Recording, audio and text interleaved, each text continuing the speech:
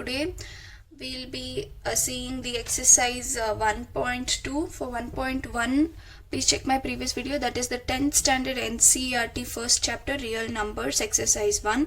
Check my previous two videos, and this is the exercise 1.2. Before we move on to the examples and exercise, I have a small theorem that is there in your NCERT. I'll just quickly explain what is this and we'll move ahead. That is fundamental theorem of arithmetic.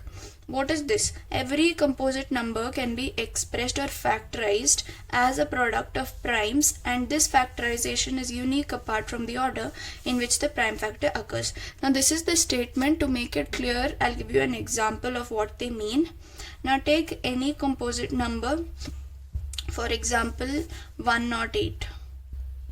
Now do the LCM, or in other words, do the prime factorization. 2 into 5 and 4, 2 into 2 and 7, 3 into 9 is 27, and 3 into 3. Now what they mean is, it can be, now composite number can be expressed or factorized as the product of primes. Now can 108 be written as 2 into 2 into 3 into 3 into 3? Right, this is 3 into 1 again. So yeah, 2 into 2 into 3 into 3 into 3. So these all are prime numbers, and this factorization is unique.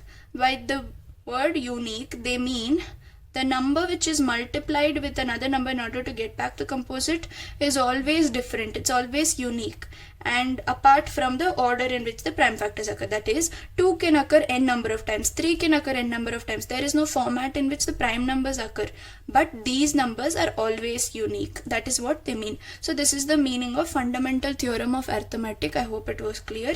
Now we will quickly move on to the examples. That is example number 5 from your NCERT. What are they asking? Consider the numbers 4 power n where n is a natural number. Check whether there is any value of n for which 4 power n ends with a digit 0. Now look into the condition of the question. They want us to check for what number of n will 4 power n end with a number having 0, right? End with a 0. Now when will a number end with 0? Either it should have 2 or either it should have 2 comma 5, right? Why am I telling 2 comma 5? So that it's 10. When a number is divisible by 10, automatically the last number will be 10. Or either it should have at least 5, right? There are numbers which are divisible by 5 which end with 5 or 0, right?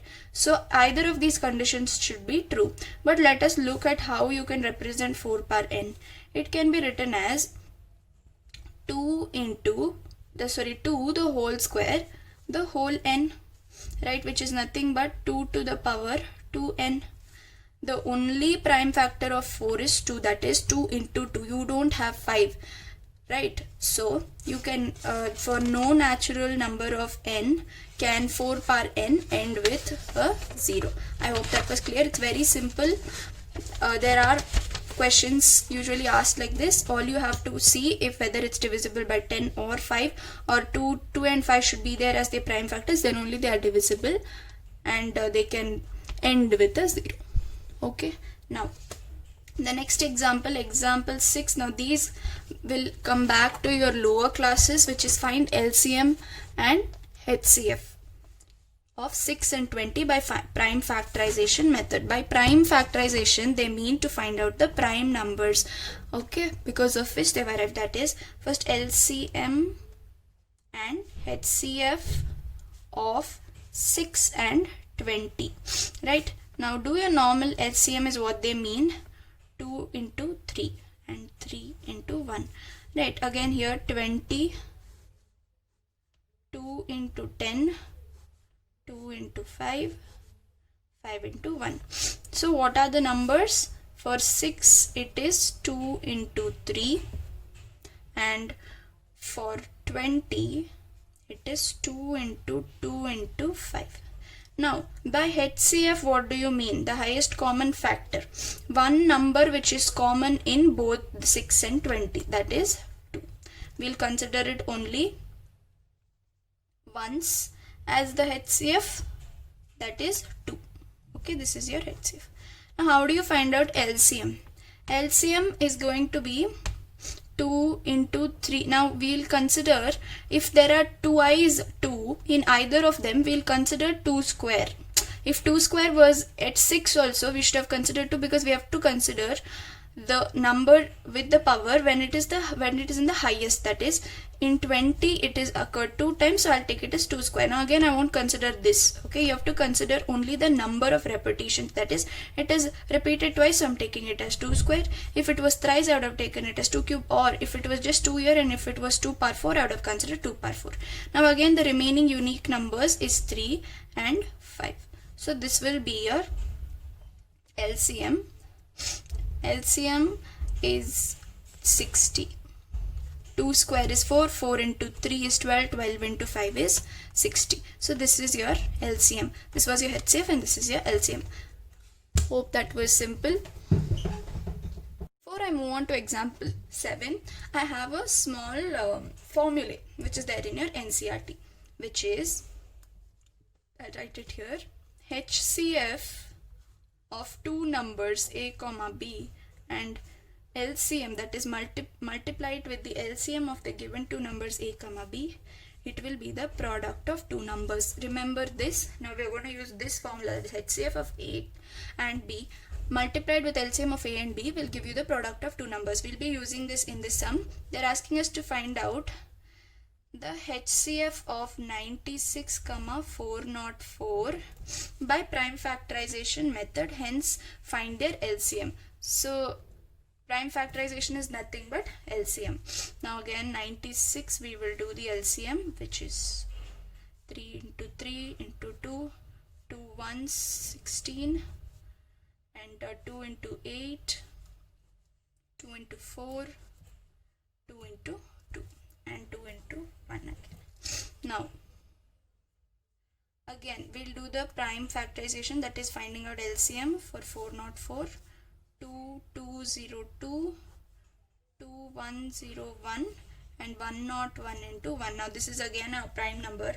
You don't have a number that is divisible, so you have to consider as 101 into 1. Now what is the LCM? We have to find out the LCM in order to find out our HCF, right? Now what is the formula? HCF into LCM is equal to 96 into 404, right? Now first of all, what is our LCM? LCM of this will be 2 power 5, right? 2 power 5, it has repeated 5 times, and into 3. Now what about this? 2 square into 101. But what do we do here? We have to find out LCM, which is 96 into 404 divided by HCF. Okay. Now you can easily find out the HCF. How? You have 2 power 5 into 3 and 2 square into 101.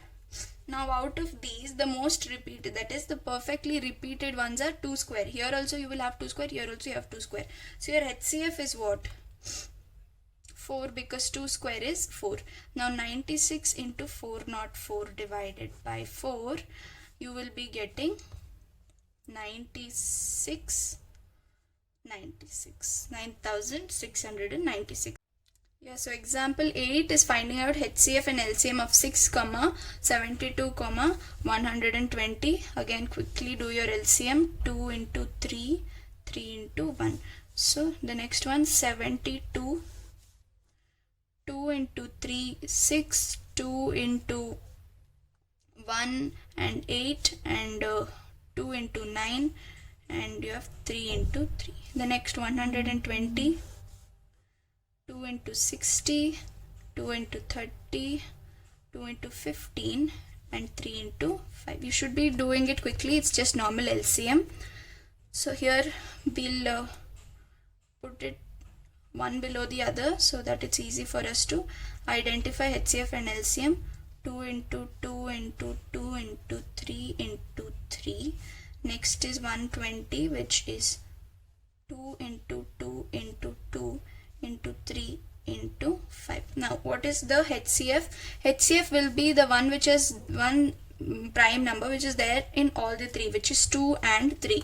So HCF is going to be 2 into 3, which is 6. Now what is LCM? LCM, now you should take unique but then which has more repeated, which is 2. 2 is there 3 times. Oh no, we have to take 3 times, that is the maximum. And next go for 3. 3 again has repeated twice in 72, so we'll take it as square. And 5 is only once. So our LCM will be 2 cube into 3 square into 5 once only, and it will be 360.